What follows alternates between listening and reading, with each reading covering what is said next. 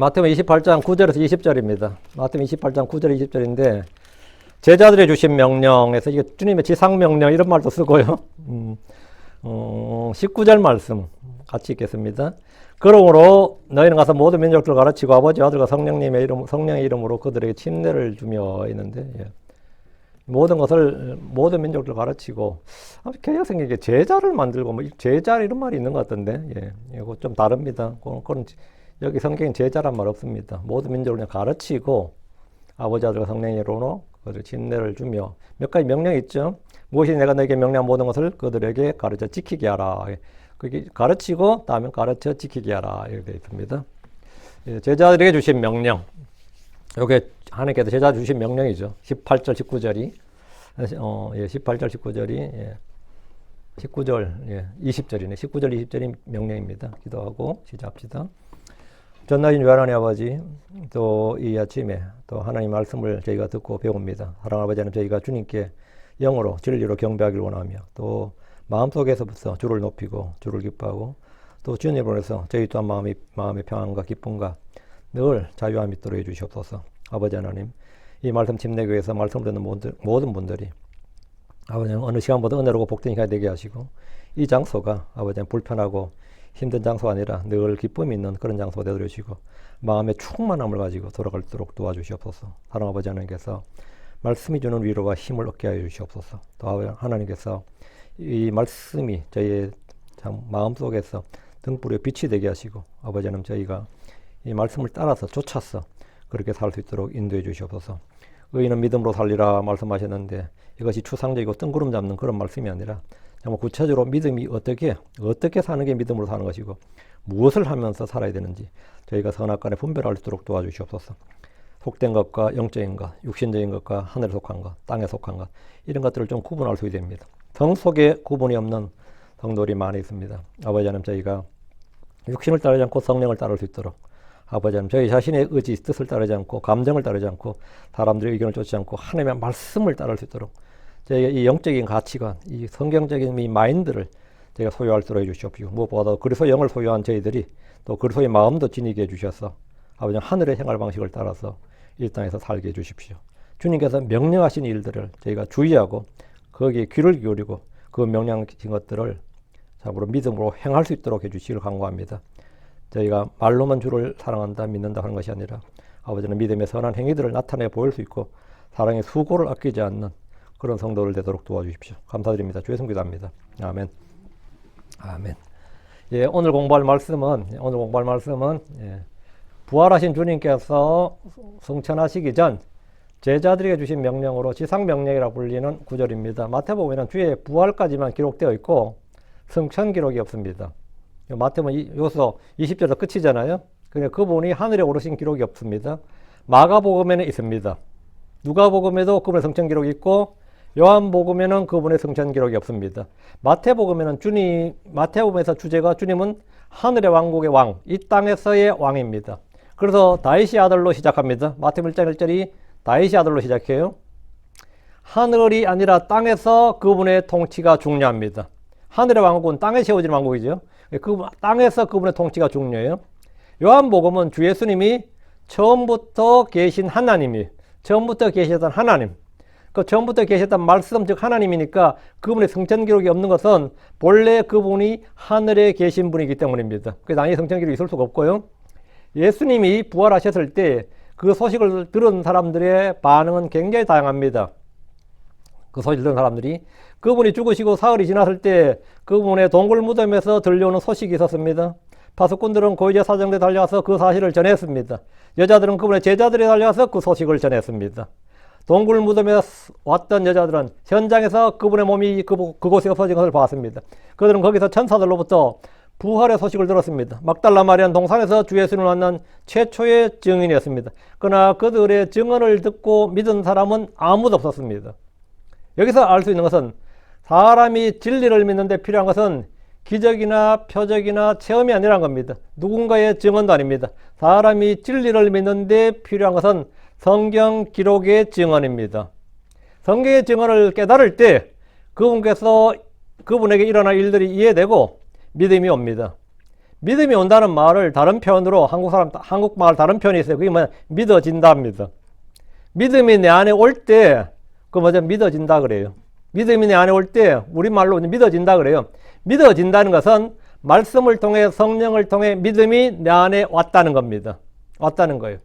주님은 주를 찾고 구하는 자에게 믿음을 주시는 분입니다. 사람이 주의 말씀을 기억할 때 그리스도에게 일어나는 일들을 자연스럽게 알게 되고 믿게 됩니다. 주의 말씀을 알면 안 믿는 것이 어렵습니다. 저는 성경을 알기 전에 믿음을 갖기 위해 노력했습니다. 큰 믿음, 강한 믿음을 소유하고 싶었습니다. 나도 저런 사람들처럼, 어떤 사람들처럼 나도 저런 믿음 좀 가졌으면 좋겠다. 근데 성경을 배우고 공부하면서 주의 말씀을 알게 되었습니다. 그래서 자연스럽게 믿음이 왔습니다. 말씀을 알게 되니까 자연스럽게 믿음이 왔어요. 안 믿는 것이 어렵게 되었습니다. 안 믿는 게 어렵게 되었어요. 그래서 성경을 알기 전에는 믿는 게 어려웠고 성경을 안 후에는 안 믿는 게 어려웠습니다. 믿음이 자라나고 싶습니까? 열매를 맺고 싶어요? 승리하고 싶습니까? 성경 읽고 공부하면 됩니다. 마음에 주의 말씀을 쌓아둬야 됩니다. 말씀을 사용할 수 있는 하나님의 지혜를 구해야 됩니다. 자, 본문 말씀 보겠습니다. 9절. 그리고 그들이 그분의 제자들에게 말하러 갈 때 보라, 예수님께서 그들을 만나 말씀하셨더라. 모두 평안하라. All hail 이랬죠. 모두 평안하뇨 이렇게 의문문이 아니고 all hail 모두 평안할지어다 이 말이죠. 모두 평안하라. 예, 그들이 나와 그분의 발을 붙잡고 그분을 경배하였더라. 주의 동굴 무덤에 왔던 여자들은 부활의 현장에서 천사들의 증언을 들었습니다. 천사들은 제자들이 가서 주님이 말씀하신 대로 부활한 것과 갈릴리로 가라는 명령을 전하도록 했습니다. 그리고 그들이 그분의 제자들에게 전달하러 갈 때 말이에요. 주의 첫날 아침 무덤에 누워있는 예수를 보러 왔다가 이제는 제자들에게로 갔습니다. 보라, 예수님께서 그들을 만나 말씀하셨더라 그랬죠. 9절에 예수님께서 그들을 만나시. 그들은 돌아가는 길에 부활하신 예수님을 만났습니다. 천사들을 먼저 만났고 천사들은 그분은 여기 계시지 않고 일어나셨느니라 했죠. 그리고 돌아가는 게 제자들 만나러 가는 길에 제자들이 말씀을 전하러 가는 길에 예수를 만난 거죠. 마태복음은 굉장히 간략하게 기록되어 있는데 좀 더 자세한 내용은 복음서들끼리 비교를 해봐야 됩니다. 성경에 기록된 부활의 증인들을 잠깐 찾아서 정리합니다. 부활의 첫 번째 목격자는 막달라 마리아였습니다. 막달라 마리아는 천사들과 이야기한 중에 자기 뒤에 서 계신 주님을 봤습니다. 요한복음 20장 14절에 나와요. 그때 마리아는 그분이 부활하신 예수님인 줄 전혀 알지 못한 채 동산지기로 생각했습니다. 첫사람 아담이 에덴의 동산에 설 때 그곳에 동산지기였는데 둘째 사람이요 마지막 아담이신 그분이 동산지기로 보인 것은 자연스러운 일입니다. 예수님은 그에게 마리아야 이렇게 말씀하셨고 그녀가 만지려 했을 때 요한복음 20장 17절 내게 손을 대지 말라 이는 내가 아직 내 아버지께로 올라가지 않았기 때문이라. 다만 내 형제들에게 가서 그들에게 말하라. 내가 내 아버지 곧 너희 아버지 내 하나님 곧 너희 하나님께로 올라가노라 이렇게 하셨습니다. 이때까지 부활하신 주님은 땅에 계셨고 하늘로 올라가지 않으셨습니다. 부활을 하셨는데 하늘로 올라가지 않으셨다고요? 마태복음에서는 돌아가는 여자들에게 나타나셨다고 하는데 이들이 두 번째 목격자들입니다. 돌아가는 중에 제자들한테 가는 중에 예수를 만났는데 그리고 그날 저녁에 주님은 베드로에게 자신을 보이셨습니다. 그 베드로가 세 번째 목격자가 된 거죠. 그리고 주님은 엠마오로 가던 제자들에게 자신을 보이셨습니다. 이게 네 번째가 되는 거죠. 그들은 주를 만난 후에 예루살렘으로 다시 돌아와서 사도들에게 주의 부활을 증언했습니다. 그날 밤 주님은 제자들 모두에게 자신을 보이셨습니다. 이때 주님은 평강이 너에게 있을지어다 라고 하시면서 자기의 두 손과 자기 옆구리를 그들에게 보이셨습니다. 표적을 보여주시고 자기 목을 짙게 보인 거예요. 영이 아니다 이 말이에요. 난 영이 아니고 부활하신 주님이다. 주님 자신이다 이거죠. 제자들은 그분의 손과 옆구리를 보면서도 두려워하며 그분을 영으로 생각했습니다. 주님이 그렇게 생각할 줄 알고 그렇게 했는데도 불구하고 예수님의 영이다 이렇게 생각한 거예요. 그래서 주님은 그들에게 영은 살과 뼈가 없지만 난 있다고 하시면서 그들이 먹을 것을 달라고 해서 그들 앞에서 먹는 걸 보여주셨어요. 왜? 그들이 여전히 믿지 못하고 놀라워할 뿐이었습니다. 주님 그들 앞에서 구운 생선 한 토막과 벌꿀집 한 조각을 먹으셨습니다. 그리고 그분이 못 박혔던 손과 발을 보여주셨습니다. 그분이 죽은 예수님의 영이 아니라 부활하신 예수님 자신임을 보여준 겁니다. 이날 제자들 중에는 딱 한 명이 그 자리에 비어 있었습니다. 도마입니다. 도마는 그때 없었습니다. 그 자리에 없었어요. 그리고 주님은 8일 후에 다시 한번 제자들의 자신을 보이셨는데 도마가 다른 제자들의 증언에도 불구하고 믿지 않겠다고 작정을 하고 있었기 때문입니다. 다른 제자들이 도마에게 우리가 주를 보았노라 했지만 도마는 그들에게 요한복음 20장 25절에 내가 그분의 양손의 못자국들을 보고 내 손가락을 그 못자국들 안에 넣으며 내 손을 그분의 옆구리에 넣지 않고는 내가 믿지 아니하리라. 내가 믿지 아니하리라. 이건 뭐죠? 결심이죠. 의지적 결단이에요. 나 안 믿는다고. 니들이 아무리 말하고 니들 다 봤다고 해도 난 안 믿는다 이거예요. 내가 안 본 건 난 안 믿는다. 요나는 어떤 사람이에요? 경험주의자, 실증주의자입니다. 요나는 경험주의자예요. 그런 자기가 직접 경험하지 않는 것은 누가 뭐라 해도 난 믿지 않겠다는 겁니다. 주께서는 도마에게 내 손가락을 이리 내밀고 내 두 손을 보라. 또 내 손을 이리 내밀어 그것을 내 옆구리에 넣어라. 그리고 믿음 없는 자가 되지 말고 믿는 자가 되라. 그렇게 경험을 하고 싶으면 직접 경험해보고 만지고 싶으면 만져보고 말이죠. 그리고 믿음 없는 자가 되지 말고 믿는 자가 되라. 이렇게 말씀하셨습니다. 그때 도마는 나의 주시며 또 나의 하나님이시니이다. 이렇게 그분이 부활하신 주 예수 그리스도의 힘을 시인하고 믿음으로 고백했습니다. 그는 보고 믿었지만 우리는 보지 않고 믿는 자들로서 도마보다 복된 자들이다. 이게 이제 우리 주님 말씀이고요. 우린 주를 보지 못했지만 믿었고 우린 주를 보지 못했지만 그분을 사랑합니다. 이 점에서 우리는 분명히 도마보다 더 복된 자들입니다. 다음으로 주님은 500여 형제들에게 자신의 부활을 보이셨습니다. 500여 형제들에게. 이 일은 복음서에 기록되어 있지 않고 복음서 어디에도 500여 형제들에게 보였다는 기록이 없어요. 이건 고린도전서에 나오죠. 복음서 기록된 고린도전서 주님 부활장 고린도전 15장에 이게 나온다고. 500의 형제들에게 일치해 보이셨고 이 말이 나오죠. 다음으로 부활의 목격자의 증인은 주의 형제, 육신의 형제입니다. 야고보였습니다. 야고보에게 보이셨다. 이것도 복음서에 안 나와요. 이 역시 바울 서신에 나옵니다. 야고보는 초대 예루살렘 교회 감독이 될 정도로 영적 성장을 이루었습니다. 그리고 부활의 증인이 되었고 예루살렘의 감독이 되었죠. 주님은 부활 후 40일 동안 이 땅에 계셨는데 그분의 행적은 그 40일 동안 한 행적은 복음서에 거의 없습니다. 주님은 디베랴 바닷가에서 제자들이 고기를 잡는 현장에서 다시 한번 자신을 보이셨습니다. 이건 이제 주님 부활하신 후에 하신 일이 이제 나오는 건데 그들은 예루살렘에서 부활한 주 예수님을 만났습니다. 일찍 한번 만났어요. 2번이나 예루살렘에서. 그럼에도 그들은 이전과 같이 그분과 함께 이곳저곳을 동행한 것이 아닙니다. 부활하기 전에 예수님 십자가에 못 박히시기 전까지는 제자들이 주님과 항상 함께 다녔죠. 동고동락을 했다고. 같이 동거하고 같이 숙식을 하고 그랬는데 부활하신 후에 주님은 그들과 함께 다니지를 않으셨습니다. 한번 나타내셨다가는 없어져. 그리고 다시 한번 나타나시고는 다시 없어져. 그럼 뭐 주님이 부활하셨다는데 잠깐 보고 안 보여. 어디 간다고 어디 오라고 한 거들이요. 그냥 갈릴리에 가라 그런 거죠. 부활하신 후에 주님은 그들에게 잠시 보이신 후에는 그들 앞에서 사라졌거나 다시 보이고 이러셨어요. 갈릴리 바다에서 제자들은 고기를 잡고 있었습니다. 주님의 부르심을 받기 전에 생업의 현장으로 다 돌아간 겁니다. 그럼 이제 뭐 제자고 사도고 다 필요 없고 뭐 된 거죠? 그냥 다시 옛날로 마태가 난감할 것 같아요. 다시 세리로 복직하려면 그죠? 고기 잡던 사람이야 다시 갈릴리 바다로 배만 띄우면 되는데 세리 이건 공무원이잖아요. 그때 내가 호기롭게 그만뒀는데 또 지금 할 일이 없어 다시 돌아왔습니다. 그러면 어떨 것 같아요? 세리 마태가 좀 난감했을 것 같아요.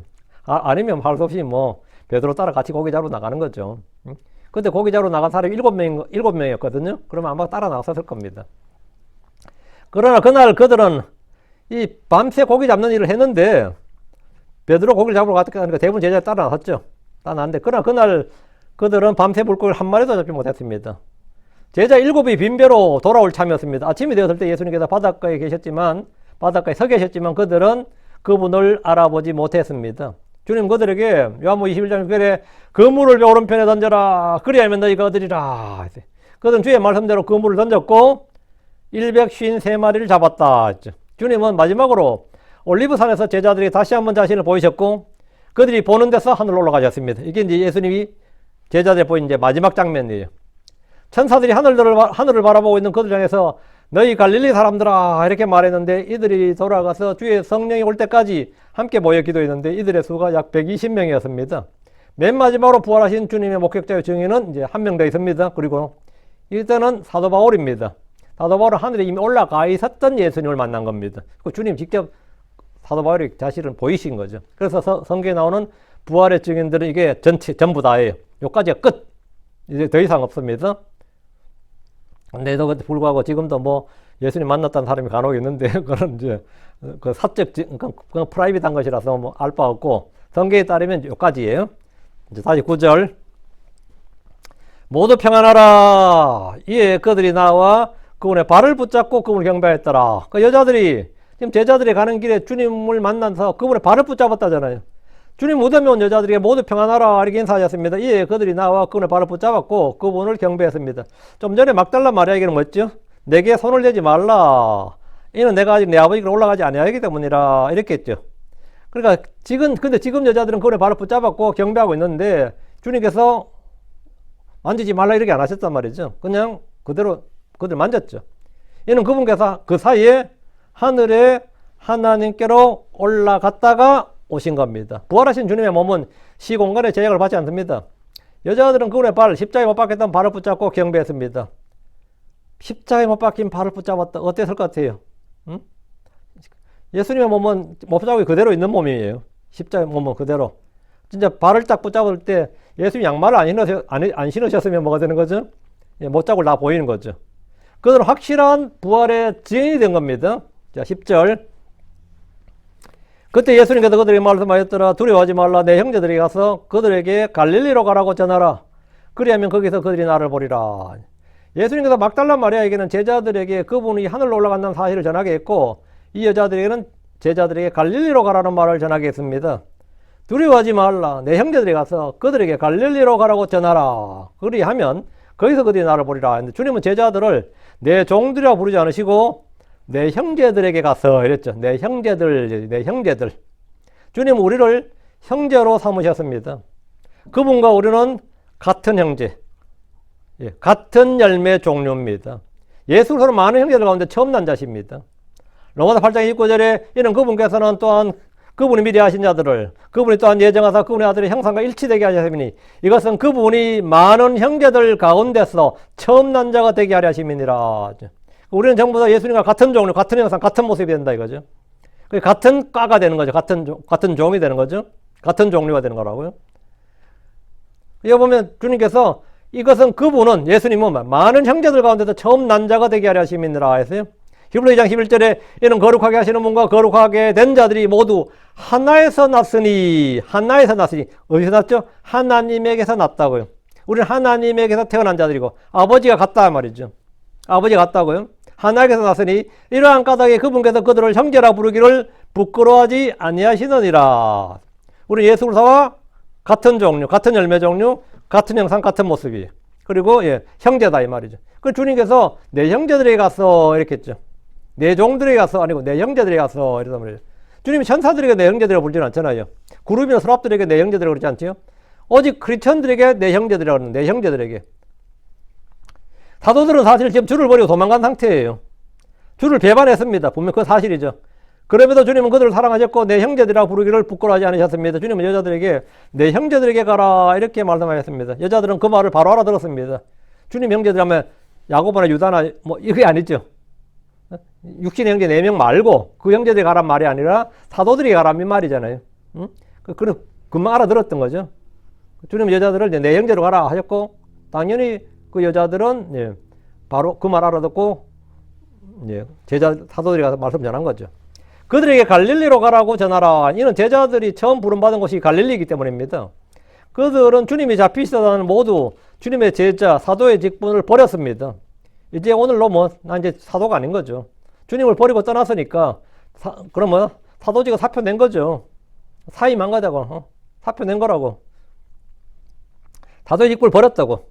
이들을 다시 제자요 사도의 직무를 주시기 위해서 갈릴리로 가라고 하신 겁니다. 주님은 고난 받으시기 전에 올리브산에서 마태복음 26장 32절에 나오죠. 그러나 내가 다시 일어난 뒤에 너희보다 먼저 갈릴리로 가리라 이렇게 말씀하셨습니다. 너희보다 먼저 갈릴리로 가리라. 먼저 주님 만나려면 너희도 갈릴리로 가라고요. 천사들도 여자들에게 이 말을 전하도록 했습니다. 주께서도 이 말을 전하라고 하셨습니다. 말씀을 기억하게 하고 그 말씀의 성취를 통해서 그들이 주 예수님을 믿을 수 있습니다. 주님은 이미 겟세마네에서 내가 너희보다 먼저 갈릴리로 가리라 이 말은 뭐죠? 죽으셨는데 어떻게 먼저 갈릴리로 갑니까? 그럼 부활한다는 말이죠. 셋째 날에 부활하니까 가는 거잖아요. 그럼 이제 이 말하면 다 서로 다 알아듣는 거죠. 그럼 예수님이 부활하셨다는 말이네. 그럼 갈릴리에서 주님을 만난다 이 말이죠. 응? 그래서 그들은 갈릴리에서 나사렛 예수님을 다시 만났습니다. 그리고 다시 갈릴리에서 부활하신 예수님을 만나는 겁니다. 자, 11절. 이제 그들이 갈 때 보라, 파수꾼 중에 몇 사람이 그 도시를 들어가 일어난 모든 일들을 고위제사장들에게 말하였더라. 고위제사장들 chief priest예요. 여자들이 제자들에게 갈 때 무덤을 지켰던 파수꾼들 중 몇은 그 도시로 들어가 거기서 일어난 모든 일을 고위제사장들에게 알렸습니다. 이미 고위제사장들은 그분의 제자들이 와서 그분의 몸을 훔쳐갈 것이라고 예상을 어느 정도 했습니다. 그런데 무덤에 온 것은 그분의 제자들이 아니라 하늘로부터 온 천사들이었다는 소식을 듣게 되었습니다. 파수꾼들은 무덤을 막는 돌이 굴려진 걸 보았고 무덤 안을 보았다면 주 예수님의 죽은 사체가 아니라 부활하신 모습을 봤을 겁니다. 야, 그날 진짜 새벽에 얼마나 무서웠겠어요. 하늘로부터 빛난 옷을 입은 얼굴은 광채가 나는 남자들 둘이 쫙 내려오지. 누가 봐도 천사지 뭐. 거기다 그들이 무덤을 그냥 힘도 좋아, 그죠? 그 돌 무덤을 그냥 한 손으로 밀어내다 생각해 보세요. 그럼에도 깜짝 놀랄 일인데 안에서 또 빛난 옷을 입은 예수님이 맞고 나온다고 한번 생각해 봐. 진짜 나 같아도 아마 오줌 쌌을 것 같아. 까무러치거나. 응? 안 그렇겠어요? 달달달 떨거나. 이빨을 너무 아래 위가 너무 떨려가지고 막 이빨 다 부서질 수도 있어요. 이 정도면. 응? 그 정도 무섭다고. 죽은 자처럼 되었다잖아요. 이런 거 체험 안 해서 그렇지 한번 해봐. 어떻게 될 것 같아요? 응? 무덤 문이 열릴 때 주님이 밖으로 나왔다면 그들은 주님을 보았을 수 있고 제사장들은 그 소식까지도 들었을 겁니다. 자, 그럼 제사장들은 그것이 사실인지 조사하고 확인해 봐야 됩니다. 이 파수꾼들이 술 처먹었나? 왜 이딴 소리를 하냐? 말이 되냐? 한번 직접 가서 조사라도 해봐야 될 거 아니야. 사람 보내가지고. 사람들을 그분의 무덤으로 보내거나 부활을 목격했다는 사실들의 증언도 들어봐야 됩니다. 12절입니다. 그리고 그들이 장로들과 함께 모여 의논하고 그들이 군사들에게 많은 돈을 주며 제사장들이 딱 하는 이 첫 번째 반응이 뭐죠? 일단 장로들하고 함께 모였어요. 장로들. 그 장로들 하면 보통 이제 치리자들이잖아요. 그 이스라엘에서는 장로들이 옛날부터 제일 그 도시에서 제일 높은 자들이 장로들이니까 자기는 제사장들이고 그 제사장들이 장로들이 함께 모여서 의논하고 그들이 군사들에게 많은 돈을 주며 돈을 왜 주는 거예요? 파수꾼들의 증언을 들은 제사장들의 반응은 굉장히 황당합니다. 그들은 함께 모여 의논하고 군사들에게 많은 돈을 줬습니다. 그 돈 수고했다. 수고비를 준 게 아닙니다. 왜 준 거예요? 그들에게 일을 시키기 위해서입니다. 뉴 미션, 새로운 임무를 주는 거예요. 돈으로 그들을 매수하려는 겁니다. 불법의 삭스를 준 겁니다. 이제 너희가 우리 돈을 받고 우리 시키는 거 하라 이거죠. 13절. 이르되 너희는 말하라. 그의 제자들이 밤에 와서 우리가 잠든 사이에 그를 빼내 훔쳐갔도다. 이렇게 말하라는 거예요. 너희는 말하라. 제사장들은 그들이 본 것을 정직하게 진실하게 증언하지 말고 거짓 증언을 하라고 시킨 겁니다. 돈을 준 것은 이 일에 대한 대가였습니다. 이르되 너희는 말하라. 제사장들은 파수꾼들이 할 거짓말을 입에 넣어줬습니다. 이런 일은 지금도 많이 일어나는 일입니다. 거짓을 넣어줘요. 그러고서 말하라. 그건 돈이 입금이 돼야지 말을 하지. 어떤 정치인들은 친한 기자들에게 해야 할 말, 쓸 말을 막 딱 넣어줍니다. 그럼 그들은 단독 특종이라고 붙여서 그대로 말합니다. 어떤 정치인한테는 그놈의 그 정치인의 전문 기자가 있습니다. 항상 걔한테 연락해가지고 특종 아니면 단독하고 붙어요. 기자 이름은 늘 똑같아요. 딱 그 사람이야. 그 사람은 뭐가 있는 거죠? 커넥션이 있어요. 커넥션이 있어. 그래서 그러면 내가 할 말을 넣어주고 그 말을 써달라는 거예요. 제사장은 파수꾼들에게 그의 제자들이 밤에 와서 우리가 잠든 사이에 그를 빼내 훔쳐갔도다 이렇게 말하는 거예요. 이건 뭐죠? 특종이죠. 이건 특종이에요. 이건 단독 보도야. 이것이 고위제사장들이 백성들이 믿기를 원하는 내용입니다. 고위제사장들은 사실이나 진실에는 관심 없습니다. 그들은 백성들이 자기들이 원하는 대로 믿게 하기만 하면 됩니다. 사실은 중요하지 않고 자신들이 원하는 바를 우리가 백성들이 이렇게 믿었으면 좋겠다 하시면 그렇게 하는 거예요. 그들은 거짓 소문, 거짓 여론을 만들기를 원했습니다. 고위제사장들은 진실에 아무런 관심이 없습니다. 그들이 말하는 것은 사람들이 자신들이 원하는 대로 알고 믿도록 하는 그게 전부입니다. 이것이 오늘날 정치인들, 종교인들, 언론이 국민들에게 하는 일입니다. 여러분 절대로 언론 믿으면 안 됩니다. 정치인도 믿으면 안 되고 어떤 사람 믿으면 안 됩니다. 사람은 다 거짓말쟁이입니다. 더 전문적으로 거짓말 할 수 있는, 조직적으로 전문적으로 할 수 있는 사람이 언론입니다. 그들은 뭘 하느냐? 그들이 원하는, 백성들이, 국민이 믿기를 원하는 것을 말합니다. 그들이 원하는 대로 믿게 하는 것이 여론전이고 선전전입니다. 언론을 장악하는 것도 그들이 원하는 대로 믿게 해야 되기 때문입니다. 제사장들 입장에서는 돈이 얼마가 들더라도 이 일을 성공해야 됩니다. 얼마 전에 제가 얼마 안 됐죠. 저는 국민들과 함께 싸우겠습니다 했거든요. 방송에 뭐라 나왔을 것 같아요. 저는 국민들과 싸우겠습니다 이렇게 나왔어요. 함께라도 나를 싹 빼버린 거예요. 응? 국민들과 함께 싸우겠습니다 하고 국민들과 싸우겠습니다 하고 어때요? 응? 이게 언론이 하는 일입니다. 그 참 이상. 국민들과 싸우겠다. 어느 미친놈 이런 말을 했까지 함께라도 나를 싹 빠진 겁니다. 왜 그렇게 하겠어요? 실수 아닙니다. 절대로 실수 아닙니다. 십자가에 못 박혀 죽었던 예수님이 부활했다는 진실이 알려지는 일은 반드시 막아야만 했습니다. 미국의 26대 대통령 루즈벨트 대통령이 그러세요. 그 유명한 말입니다. 요즘도 뭐 아주 인터넷 많이 떠도는 예를 들어서 할 겁니다. 우파를 하나게 하려면 거짓말하고 좌파를 하나게 하려면 진실을 말해라 그러세요. 이 루즈벨트에 따르면 유대의 고위제사장들은 좌파였음이 분명합니다. 그들은 진리와 진실을 참을 수 없는 사람들입니다. 마귀는 거짓의 아비입니다. 고위제사장들은 마귀의 자녀들이었습니다. 그들은 물론 육신으로 아브라함의 자손이었지만 영적으로 마귀의 자녀들이었어요. 너희 아비 마귀, 너희 아비 마귀. 주님께서 말씀하신 거죠. 예수님이 부활하셨다, 예수님이 주요, 그리스도다 이런 진리를 거부하고 이런 걸 말할 때 화를 내는 자들은 누군가 전부 다 마귀의 자녀들입니다. 14절입니다. 그리고 만일 이 일이 총독의 귀에 들어가면 우리가 그를 설득하여 너희를 안전하게 하리라. 제사장들은 파수꾼들이 무덤을 지키면서 잠을 잤다, 시체를 도둑맞았다 등의 소문이 나서 총독들에게 징계를 받게 될 경우에는 아마도 법의 심판을 받는 거죠. 거짓 여론, 거짓 언론은 심판을 받아야 되는데 그럴 때는 뭐냐? 그때는 언론의 자유, 표현의 자유를 보장해 주겠다 이렇게 하는 거예요. 이렇게 해주겠다 이거예요. 그들이 총독을 설득해서 아무런 피해가 가지 않도록 막아주겠다고 합니다. 아무런 피해가 가지 않도록. 이것이 범죄의 커넥션, 불법의 커넥션입니다. 파수꾼들이 징계를 받거나 피해를 입게 되면 그들은 제사장들이 시켜서 한 일이라고 해버리면 그들 역시 곤란하게 됩니다. 그렇죠? 우리는 제사장들한테 돈 받고 제사장들이 시켰다 그러면 제사장들 장로들이 처벌을 받아야 되잖아요. 그래서 범죄자들은 공범이 될 때 강한 결속력을 갖게 됩니다. 이놈이 나중에 배반 안 하게 하려면 뭐 어떻게 해야 되겠어요? 배반 안 하게 하려면 가치죄를 짓게 만드는 겁니다. 가치죄, 그 공범을 만드는 거예요. 제사장들은 그들의 불법에 대해 안전을 보증해 줬습니다.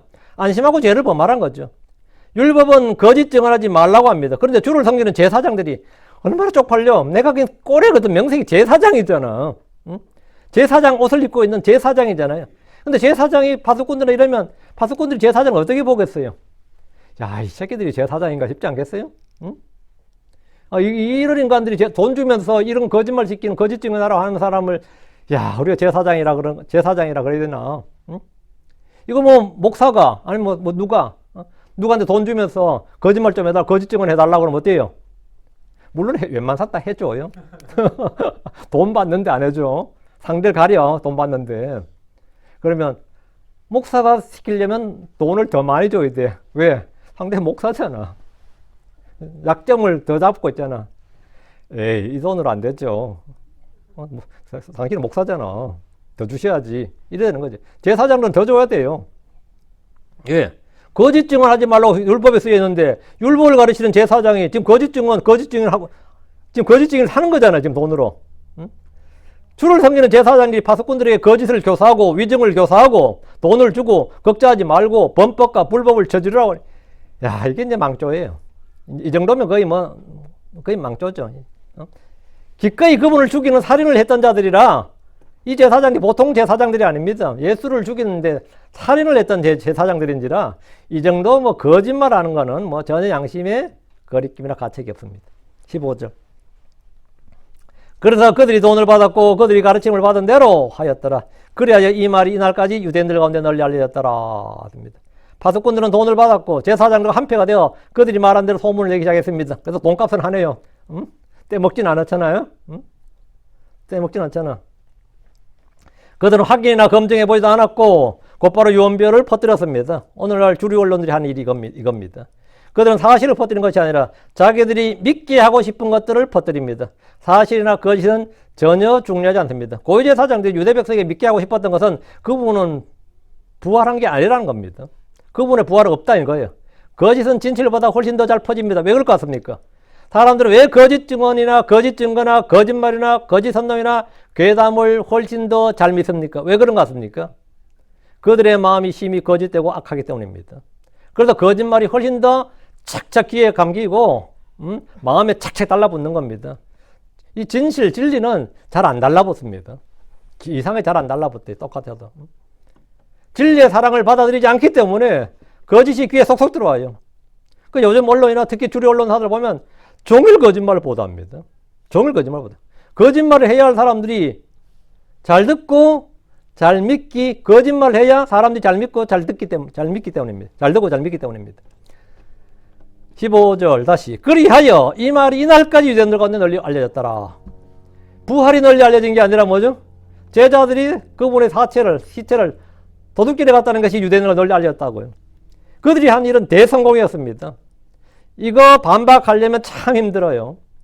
거짓말을 반박하려면요. 그거 너무 힘들어요. 사실은 정반대되거든요. 우리가 진실을 말하고 거짓말한 사람들이 그 진실이 아니라는 걸 반박을 해야 되는데 항상 세상 거꾸로 돼가지고 거짓말이 아닌 걸 우리가 반박을 해야 되는 거예요. 공수가 뒤바뀌어 버린 거죠. 재판정에서 검사가 증명을 해야 되는데 제일 황당한 게 뭔지 아세요? 피고가 내가 증명을 해야 돼, 무죄를. 저쪽이 나의 유죄를 입증해야 되는데 내가 무죄를 입증해야 된다고. 이러면 이거는 어떻게 할 수가 없는 거죠. 프레임을 뒤바꿔 버린 거죠. 이날까지 유대인들은 전부 다 예수님이 부활한 게 아니라고 이 거짓말을 믿게 되었습니다. 사실 지금 이 시점에 누군가 예루살렘 시민들에게 그분의 부활을 말한다고 해서 믿을 사람 한 명도 없습니다. 제자들도 안 믿었는데요. 6월절을 지키러 온 사람들이 지금 여기 유대에 몇 명? 학자들마다 다 다른데 최소한 20만 명에서 200만 명은 됐다 이러죠. 왜? 전국에서 올라오잖아요. 해외에서도 온다고 지금 이 6월절 지키러. 예루살렘에 지금 사람이 바글바글 하는데 그들 중에 부활을 믿을 사람은 아무도 없지만 그분의 제자들이 그분의 몸을 훔쳐갔다 이렇게 말하면 다 믿습니다. 이건 다 믿어요. 그래서 부활에 대한 소식이 전해질 때 미리 거짓 소문, 유언비어를 퍼뜨려 두면 부활의 복음은 사람들 사이에서 뭐가 된 거죠? 헛소문, 가짜, 유언비어, 가짜 뉴스가 되는 겁니다. 그리고 그런 거 믿으면 이제 음모론자가 되는 거예요. 제가 부활했다 믿는다고. 그래서 이제 그러니까 누가 아무리 부활의 소식을 열심히 전해도 그들은 예루살렘이나 유다에서 음모론자들, 미친놈들, 정신병자들로 몰리게 될 겁니다. 부활을 전한 자들은 유언비어 유포자가 되고 괴담을 퍼뜨린 선동가가 되고 마귀 들린 사람으로 몰릴 수도 있고 앞으로 계속해서 이런 유언비어를 퍼뜨린 자는 뭔다? 처벌한다. 그게 회심하기 전 사도 바울이 했던 일입니다. 그게 뭐냐?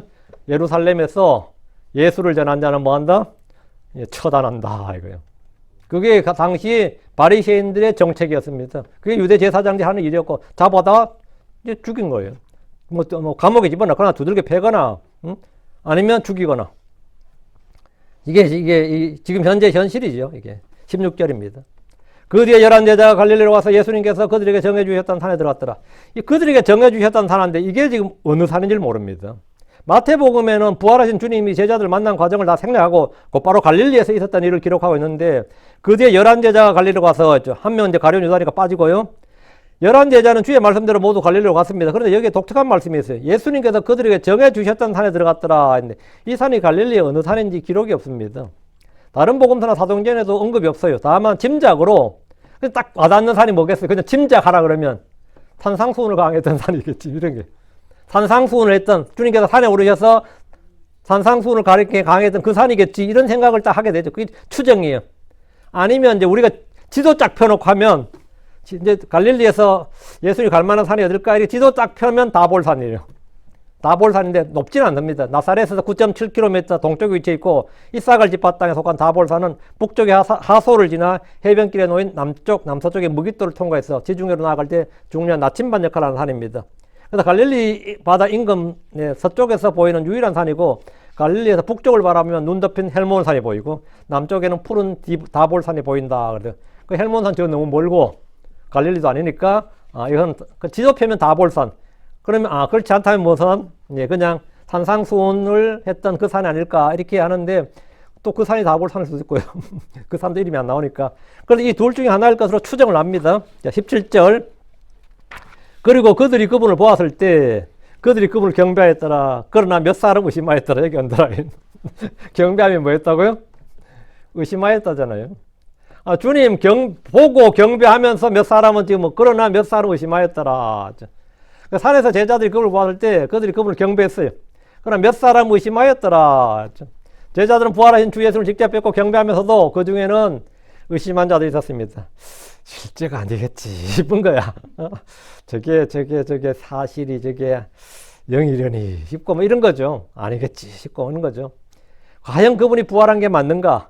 지금 이것이 현실인가? 별별 생각이 다 드는 겁니다. 도마가 여자들이나 다른 제자들이 부활을 증언했음에도 믿지 못했던 것처럼 그들 중에는 여전히 의심하는 자들이 있었습니다. 이는 오늘날 교회에 나오는 교인들이 기도도 하고 찬송도 하고 모임도 하고 예배를 같이 드리면서 뭐 헌금도 해. 근데 여전히 뭐죠? 의심한 자들이 있어 없어요? 많았더라 지금. 의심한 자들이 많았더라. 이게 뭐 말하는 게 맞냐고. 전 직접 이거 들었거든요. 어떤 형제 한 두 명 이야기하는데 믿어 하니까 교회 가니까 간대. 교회 간대. 믿어 하니까 믿는데. 그러니까 야 진짜 그 창세기에 나온 900살 넘는 사람들 이야기도 믿나 했겠네. 그건 안 믿지 이러는 거야. 그건 안 믿지 그래. 뭐 마음을 믿나 했겠네. 그건 안 믿지 뭐 니도 안 믿네 이렇게. 그러더 니도 안 믿네 이렇게. 그건 니는 안 믿어서 교회 왜 나가냐 이렇게. 가정의 평화를 위해서 마누라 하고 나가라 그래서 나간다 그러면서는 이제 그렇게 한 사람이 자기도 안 믿는다는 900살 넘은 건 안 믿는다고 하면서 전도를 하더라니까요. 뭐 어때 전도할 것 같아요? 사도신경만 믿으면 구원받아. 그러면서 그게 전도야. 사도신경만 믿으면 구원받아. 꼭 사도신경을 믿어 이러더라고. 사도신경만 믿으면 구원받는 거야? 근데 그 사람 그렇게 그게 이제 먼저 교회 다녔고 나름 더 믿음이 있다는 사람이 그 이제 지금 그냥 교회 다니는 사람에게 전도한다고 하는 게 그거야. 뭐 900살 그런 필요 없고 사도신경만 믿어. 지금 이런 식이죠. 의심한 자들 있더라 뭐 있죠. 18절입니다. 그 성경을 의심한 자들이 많죠. 성경을 의심한 사람 많죠. 그리고 예수님께서 그들이 오셔서 이야기하며 말씀하셨더라. 하늘과 땅에는 모든 권능이 내게 주어졌도다. 그리고 예수님께서 그들에게 오셔서 이야기하셨어요. 광야에서 마귀는 주님께 말하기를 이 모든 권능과 그 왕국들의 영광을 내가 내게 주리라. 이는 것이 내게 넘겨졌으므로 누구에게 내 뜻대로 그것들을 주리라 했거든. 마귀는 이 세상의 왕국의 영광이 다 자기한테 있다. 권능이. 마귀는 모든 권능과 그 왕국들의 영광을 자기에게 넘겼다. 이렇게 주장했어요. 마귀는 이 세상의 통치자입니다. 공중권세 잡은 자고 이 세상의 신입니다. 하나님께서 아담에게 왕관을 주셨지만 그는 범죄함으로 마귀에게 모든 걸 다 빼앗겼습니다. 사탄은 지금까지 어둠의 왕국 불법의 왕자를 차지하고 있습니다. 이 권세는 정사들과 권능들과 이 세상의 어둠의 지리들과 높은 처소들에 있는 영적 사악함에 주어졌고 또 이 세상의 인간 통치자들에게 주어졌습니다. 그러나 이제 이 모든 권능이 예수님에게 주어졌다는 겁니다. 예수님이 내게 주어졌다 이런 건 이게 다 내 거란 거예요. 이 세상에는 물리적 권능과 권세뿐 아니라 영적 권능과 권세가 있습니다. 우리는 하나님의 백성이기 때문입니다. 주 예수님께서는 하늘과 땅의 모든 권세를 가졌음을 선포하셨습니다. 성도들은 물리적 권능 권세가 아니라 영적 권능 권세가 있습니다. 이 권세는 마태복음 16장 9절에서 베드로에게 주어졌고 마태복음 18장 18절에서 모든 제자들에게 주어졌고 하늘과 땅에 있는 모든 권능이 주 예수님에게 주어졌다 했는데 이 말씀은 우리 성도들이 이제 아멘 하는 거죠. 근데 이 말씀 말이죠. 교회가 마치 이 권능을 가진 것처럼 교권주의, 교회 확장에 사용하곤 하는 그런 사람들 많이 있습니다. 그래서 마치 목사가 제사장이다. 그래 목사가 아니면 교회가 지상 대리자다. 주 예수님의 지상 대리자다. 이런 식으로 교권주의 확장하는데 굉장히 많이 써먹는 구절이긴 해요. 근데 이게 그 말은 전혀 아니죠. 예. 그래서 또 크리스천들 중에는 이제 이 말씀을 읽을 때 하나님의 왕국을 이 땅에 확장하고 실현해야 한다. 이런 주장을 할 때도 사용하는데 그럼 우리에게 주어진 권능은 우리가 이 말씀 읽을 때 우리에게 주어진 권능을 어떻게 마귀를 대적하고 죄를 대적하고 세상을 이기는데 사용할 뿐 물리적 힘이나 정치적 힘은 없습니다. 크리스천들이 그런 힘은 없어요. 우리의 주님이 하늘과 땅의 모든 것이 주께 있다는 사실을 알고 믿기 때문에 우리에게 뭐 있다? 예. 죄를 이길 권능, 세상을 이길 권능, 예. 마귀를 이길 그런 권능이 있다. 내 육신의 정과 욕심을 이길 그런 권능이 있다. 이거를 이제 아멘 하는 거죠. 19절. 그러므로 너희는 가서 모든 민족들을 가르치고 그들에게 아버지와 아들과 성령의 이름으로 침례를 주라. 제자들이 주신 주님의 명령입니다. 그러므로란 접속사의 주목. 하늘과 땅의 모든 권능이 주께 있으므로 주시는 명령이에요. 그러므로 너희는 가서 모든 민족들을 가르치라 하는데 복음 전파는 진리를 가르치는 겁니다. 예수를 가르치는 거예요. 예수님이 누구인지를 가르치는 거죠. 예수님이 행하신 일들이 무엇인지를 가르치는 거예요. 예수님이 하신 말씀들을 가르치는 겁니다. 모든 걸 가르치라 이 말은 뭐 성경에 나오는 뭐 알파 오메가 상세부터 계시록까지 다 가르치라는 게 아니고 예수님이 누구신지를 가르치는 겁니다. 예수님은 주요 그러시고 하나님 아들이시다. 예수님 뭐다? 예수님이 하신 일을 가르치는 거예요. 성경 기록대로 우리 죄로 죽으셨다가 묻히셨다가 성경 기록대로 셋째 날에 일어나셨다. 예수님이 하신 일을 가르치는 거예요. 다음 예수님이 하신 말씀을 가르치는 거예요. 말씀을. 그 예수님 내가 뭐라고 했어요? 나는 길이요 진리요 생명이니 나로 말미암지 않고는 아무도 아버지께 올 자가 없느니라. 이런 말씀을 가르치는 예수님이 나는 뭐다 할 때 나는 부활의 생명이니 주님 말씀하셔서 나는 포도나무 너희는 가지니라. 나는 양들의 문이니라. 주님께서 나는 세상의 빛이니라. 주님께서 뭘 말씀을 하셨어. 그 말씀을 뭐라고? 예수님이 이런 분이시다. 이렇게 그 말씀을 가르치는 거예요. 이 세 가지를 가르치는 게 뭐냐? 우리가 예수를 가르치고 예수를 전하는 겁니다. 여러분 예수 전한다. 예수 믿으세요 그러면. 어떻게 하는 게 예수 믿는 건데요? 어떻게 하는 게 예수 믿는, 뭘 믿는 게 예수 믿는 거냐고. 응? 누가 나를 믿으세요? 그러면, 나의 뭘 믿으라는 거예요? 나의 능력을 믿으라는 거예요? 나의 인격을 믿으라는 거예요? 아니면 나의 뭘 믿으라는 거예요? 응? 뭘 믿으라 그러면 뭐가 있어야 될 거 아니에요? 예수 믿으세요. 예수 믿는 게 뭔데? 어떻게 하는 게 예수 믿는 건데요? 예수가 누구인지를 믿는 겁니다. 성경이 기록한 그분임을 믿는 거예요. 예수님한테 누구든지 예수님한테 네가 누구냐 물으면 예수님 뭐냐? 내가 그니라 그러세요. 그니라가 무슨 뜻이에요? 성경에 예언된 성경에 기록된 바로 그분이라고. 너희가 성경에 기록된 성경에서 읽고 있는 그 그리스도 그 메시아가 바로 나라고. 그 다윗의 아들이 나고 여자의 씨가 나고 아브라함의 아들이 나라고. 응? 그거 믿는 게 예수 믿는 거예요. 예수님 하신 말씀을 예수님 하신 일들을 나는 믿노라. 그게 예수 믿는 거예요. 그거 믿으면 뭐라? 구원이라고. 그게 믿는 게 구원이라고. 응? 모든 민족, 너희는 가서 모든 민족들을 가르치고, 뭘 가르치는데요? 응? 뭘 가르쳐요? 제사법 가르치는 건 아닐 거 아니에요? 뭘 가르치라고? 믿음, 소망, 사랑을 가르쳐요? 뭘 가르쳐요? 산상수훈 가르칩니까?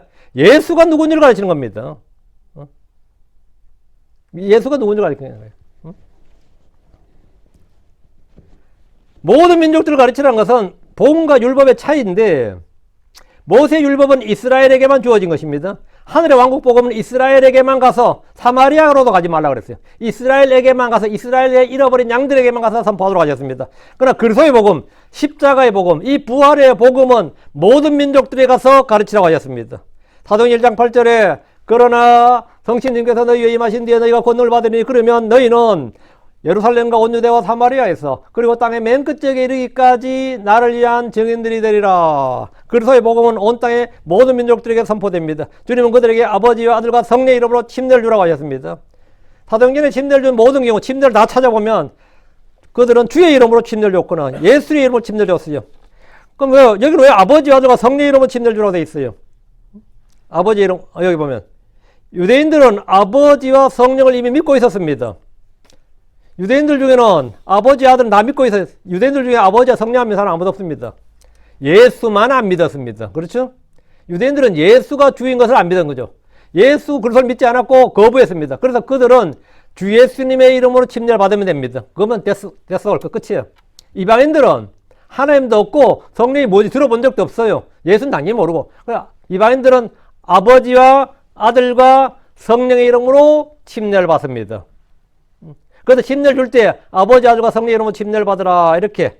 여기서 중요한 것은 이제 한 가지가 이제 이름들이 아니고 아버지 아들과 성령 할 때 이름들이 아니라 뭐죠? 이름들이 아니라 이름이로 돼 있죠. 단수라고. 그 이름이 뭐냐? 아버지 아들과 성령 이름이 뭐냐? 예, The Lord입니다. 주입니다. 주. 아버지도 주시고 주 예수 그리스도니까 예수 그리스도도 주시고 성령님은 주시니라. 고린도 3장 17절에 성령은 주신이라 했으니까 성령도 주시단 말이죠. 아버지와 아들과 성령 이름으로 할 때마다 주의 이름으로 침례를 주는 겁니다. 주의 이름으로 침례를 주노라 그러면 뭐 되는 거죠? 예, 아버지, 아들과 성령 이름으로 침례를 주는 거예요. 고넬료가 복을 믿고 주의 이름으로 침례를 받았습니다. 사도행전 10장 18절에서 주의 이름으로 침례를 받았다 그러면 주의 이름으로 할 때 그 주는 뭐냐? 성경에서 주라 불리는 셋이 있습니다. 아버지와 아들과 성령이다 이거예요. 그래서 이거는 삼위일체다. 그래 표현하는 거죠. 삼위일체란 말은 성경에 안 나오는데 이제 그렇게 표현하는 거죠. 20절입니다. 무엇이든지 내가 너에게 명령한 모든 것들을 지키도록 그들이 가르치라. 뭐 하라고요? 명령들을 지키도록. 알라고만 할 거, 그냥 믿으라고. 물론 알고 믿는 게 굉장히 중요하죠. 여기서는 뭐 지키도록 그들이 가르치라. 그리고 보라, 내가 너희와 항상 심지어 세상 끝까지 너희와 함께 있느니라. 아멘. 마태복음의 마지막 구절인 이 말씀은 흔히 주 예수님의 지상명령으로 알려져 있습니다. 사도행전 1장 8절과 이 명령은 모든 크리스천들이 주신 선교 명령입니다. 그러나 우리가 더 중요한 건 행함이다 이거죠. 믿음이 뭘 중요하죠? 믿음과 행위는 믿음과 행위란 말은 없어요. 믿음의 행위예요. 믿음의 행위라고. 성도들은 모두 이 명령에 순종해야 됩니다. 우린 복음전도의 명령이란 하나님의 사명을 받을 뿐 아니라 주님께서 명령한 모든 걸 가르쳐 지켜야 된다. 지키도록 가르쳐야 된다고. 지키도록. 성도들은 주의 명령들을 배워서 부지런히 배워서 모든 것을 지켜서 행해야 됩니다. 많이들 예수를 믿는다고 하지만 주의 명령들을 지키는 일에 별 관심이 없습니다. 믿음을 말하기는 하지만 믿음의 행위가 없습니다. 사랑 타령을 막 그렇게 사랑을 하는데 입과 혀로만 말로만 사랑할 뿐이지 사랑의 수고가 전혀 없습니다. 이는 주의 명령들을 지켜 행하지 않기 때문입니다. 은혜도 좋고 믿음도 좋고 뭐 핵심 교리지 성경에서. 그렇죠? 그것들은 모두 주의 명령들을 행하라고 주신 겁니다. 주님께서 생명을 왜 주셨겠어요? 살라고 주신 거죠. 믿음을 왜 주셨어요? 믿음으로 행하라고 주신 겁니다. 믿음으로 살라고 주신 거예요. 주님께서 성령의 선물 왜 주셨겠냐고. 성령의 선물, 성령 왜 주셨겠어요? 성령의 열매를 맺으라고 주신 겁니다. 주님이 주신 모든 것들은 그 목적과 용도가 있습니다. 우리 성경 공부를 왜 하겠어요? 왜 하겠냐? 우리 알고, 다음 뭐죠? 알고 믿고, 그 다음 끝이 아니죠? 행하라고. 그것들을 지키도록 가르치라. 지키도록. 무엇이든지 내가 너에게 명령한 모든 것들을 지키도록 그들이 가르치라. 합니다. 이 지키도록 안 가르치면, 그냥 그것은 끝인 거예요. 아무런 변화도 없고 열매도 없어요. 주의 명령들을 지키는 자는 주를 사랑한 자입니다. 주를 사랑하는 사람은 주의 명령들을 지킵니다. 요한복음 14장 15절에 만일 너희가 나를 사랑하면 내 명령들을 지키라 했고 21절에도 내 명령들을 가진 자와 그것들을 지키는 자 그가 나를 사랑한 자요 했습니다. 우리가 그분의 명령들을 지키면 이로써 우리가 그분을 아는 줄을 압니다. 그분의 명령들을 지키지 않는 자는 거짓말한 자요 진리가 그 속에 있지 않습니다. 그분의 명령들을 지키는 자는 그분 안에 가고 그분은 그 사람 안에 갑니다. 그분의 명령들을 지키는 것이 하나님을 사랑하는 것입니다. 다시 20절 그리고 보라 내가 너희와 항상 심지어 세상 끝까지 너희와 함께 있느니라. 제자들의 명령을 주신 주님이 주신 약속이죠. 명령과 더불어 주신 게 뭐냐? 약속이에요. 이 명령을 행할 수 있도록 한 게 뭐냐? 약속입니다. 주님은 그들에게 내가 너희와 항상 심지어 even 세상 끝까지 했죠. Unto the end of the world. 세상 끝까지 함께 있겠다. 세상 끝까지 너희와 함께 있겠다. 그들은 땅에 있고 주 예수님 하늘에 계시다 해서 멀리 떨어져 있는 것이 아닙니다. 주님은 그들 안에 계시고 그들과 함께 계시며 그들 가운데 계십니다. 주 예수님은 그들을 떠나지 않습니다. 주님은 이 말씀을 따라 나가서 복음을 선포할 때 그들과 함께 일하셨습니다. 마가복음 16장 2절에 그리고 그들이 나아가서 모든 곳에서 선포하였더니 주께서 그들과 함께 일하시며 따르는 표적들로 말씀을 확증해 주셨더라. 여기 보면 주께서 그들과 함께 일하시며 했죠. 여러분이 복음을 전하면 주님은 멀리서 구경하는 게 아닙니다. 여러분과 성령은 여러분과 함께 증언하십니다. 여러분이 무슨 일을 하든 무슨 선한 일을 하든 주님은 여러분과 함께 일하시고 여러분과 함께 계십니다. 주 예수님은 언제나 우리와 함께 계시고 우리를 버리지 않으시고 우리를 떠나지 않습니다.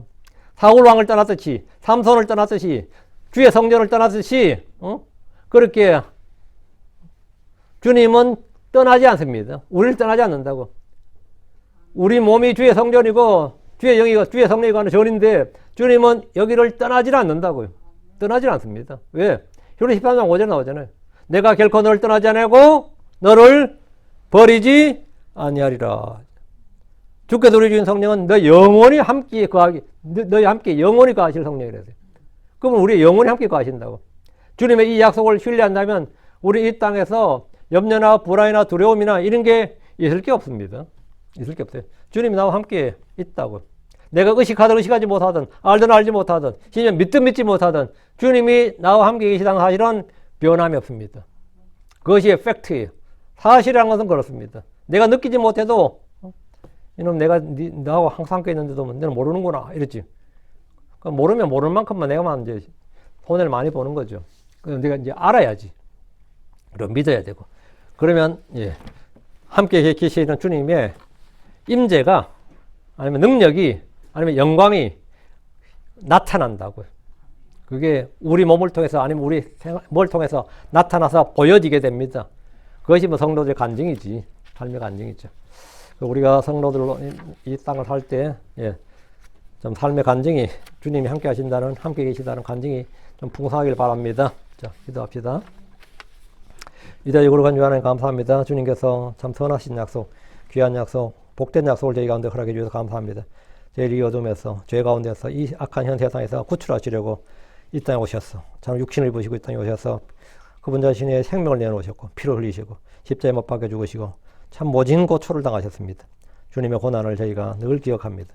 그리고 주님께서 기록하신 말씀대로 미리 말씀하신 대로 셋째 날에 부활하셔서 참으로 저희가 주님 안에서 의가 되게 하시고 또 영원한 생명을 얻게 하셨는데 하나님 아버지 하나님 저희가 이런 진리를 더 분명하고 확실하게 알 수 있도록 해주시고 주께서 빛을 비추어 주셔서 아버지 기록된 말씀들이 아버지 저희에게 좀 더 선명하게 와닿도록 해주시옵소서. 그리고 말씀의 권능이 저희한테 차고 넘치게 해주시고 주님이 저희 몸을 통해서 저희의 말을 통해서 저희의 삶을 통해서 저희 일상의 모든 것을 통해서 나타날 수 있기를 원합니다. 그 아버지 하나님 너희가 믿으면 내가 만일 믿으면 하나님 영광을 보리라 하지 아니하였느냐 주께서 말씀하셨는데 저희가 주를 믿습니다. 그리고 저희 땅에서도 주님의 영광을 보기를 원합니다. 사랑 아버지 하나님 이곳에 있는 모든 혼들을 기억하시고 하나님의 말씀의 은혜를 받게 해주십시오. 말씀을 들을 때 언제라도 충만한 말씀의 은혜가 임하셔서 아버지는 돌아갈 때도 아버지는 영이 충만하고 또 기쁨이 충만하고 또 아버지는 평강이 가득하고 영적인 자유와 또 안식이 넘치게 하여 주시옵소서. 말씀이 저희 속에서 단단히 박힌 목과 같이 빠져나가지 않고 흘러나가지 않고 또 빼앗기지 않도록 해주시고 말씀이 보고에 쌓이는 것처럼 그렇게 쌓이도록 해주시옵소서. 아버지 하나님 저희 속에 질그릇 속에 보아들이 있고 여기서 능력이 나타나고 있습니다.